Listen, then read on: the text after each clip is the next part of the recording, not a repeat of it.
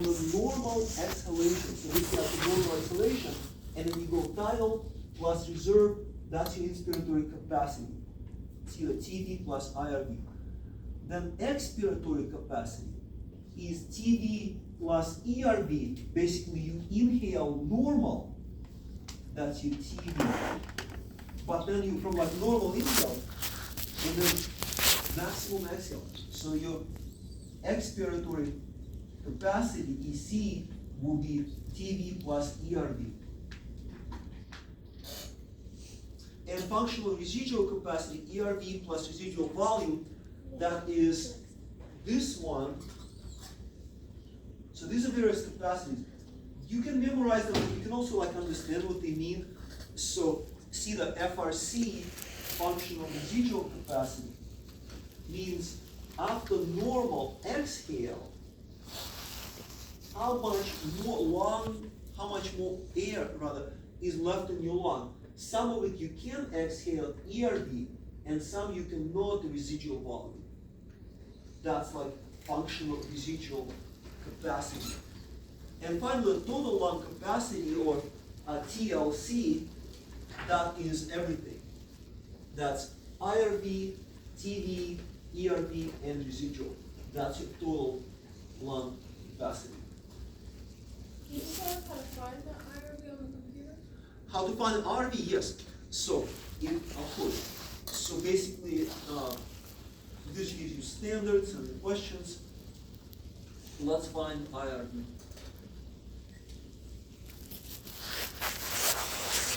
Remember, we have to first switch to, so we can select. And one way, like see, when we select, we basically, we measure the P2P. In this case, before, we basically, let me show you. Like, I'll explain first with this graph. So before, we measure, like, for example, if we measure ECG, let's say have like this ECG here, right? Like this. Like this. If you measure like R to R, what you would do is you would like select from R to R, and it measures this distance horizontally. That's going to be like the time, right? That time is going to be like 1 second, for example.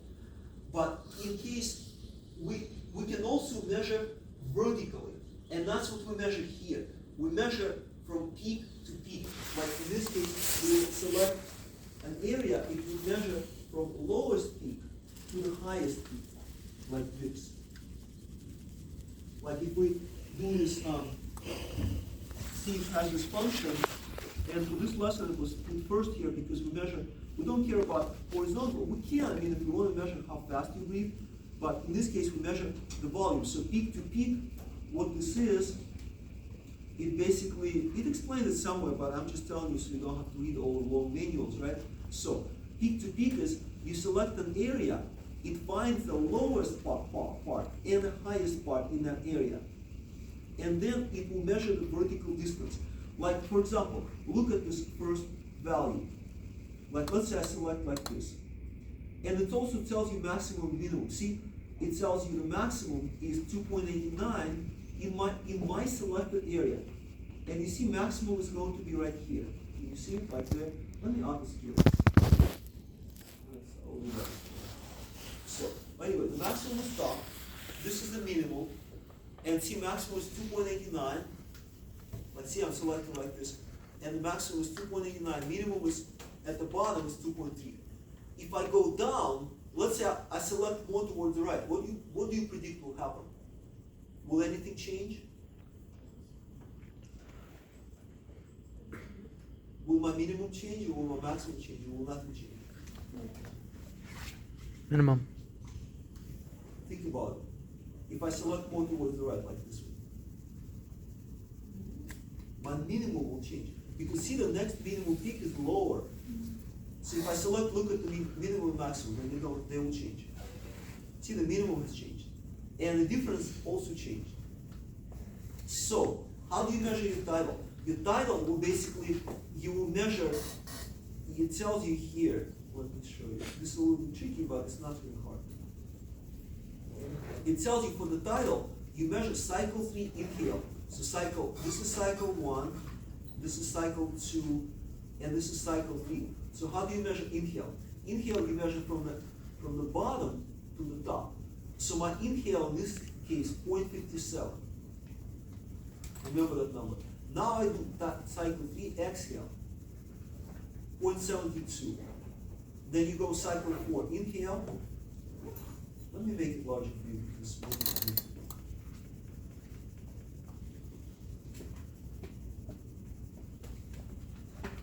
like this. So like cycle 1, cycle 2, cycle 3. Cycle 3 inhale, like this. From lowest point to highest point. See, if I select like this, once I go past the highest point, I can move, it doesn't change. Because basically, you don't have no new height there. Yeah. So this will be like, you can be pretty sloppy, so as long as you get the lowest and the highest point, you're good. 157, that's cycle 3 inhale. Cycle 3 exhale, you go to the top and you go to the bottom. 172. Then cycle 4, this lower point becomes the beginning of next inhale. 0.69. And then cycle 4 exhale, you go like this. And you got 0.94. And then you average all 4 as it tells you here. See that A, B, C, D, the ones you got, divided by 4, and you get some number. You get an average of 4. Because you don't want to measure 1. What if it's like extra, like, gravity was abnormal, so, but you get 4. So, inspiratory reserve, you basically will get, let's see how we can get the reserve.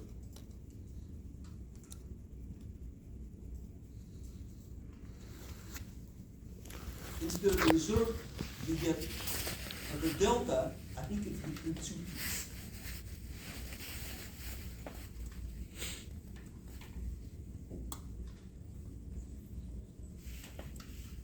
Oh, delta is between actually the top of the see, for example, if I have delta like this, that's my top, and look at the delta. The delta starts to change. See, it goes down, down, down.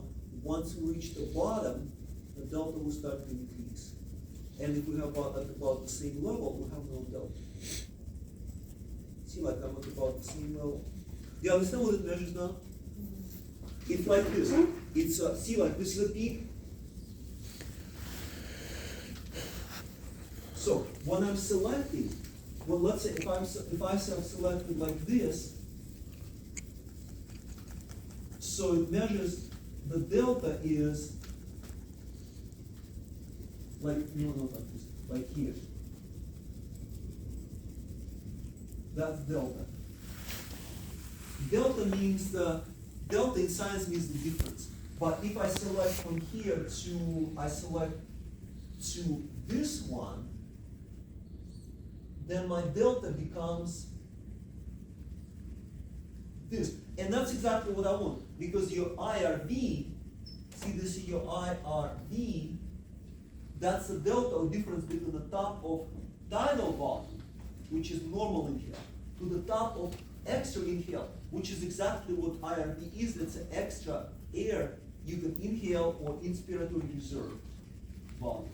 So you basically need to be pretty precise here at the top and pretty precise there, except when we did the similar thing for the EKG, except in the EKG we were measuring horizontally, we were measuring like how far away these peaks are in time.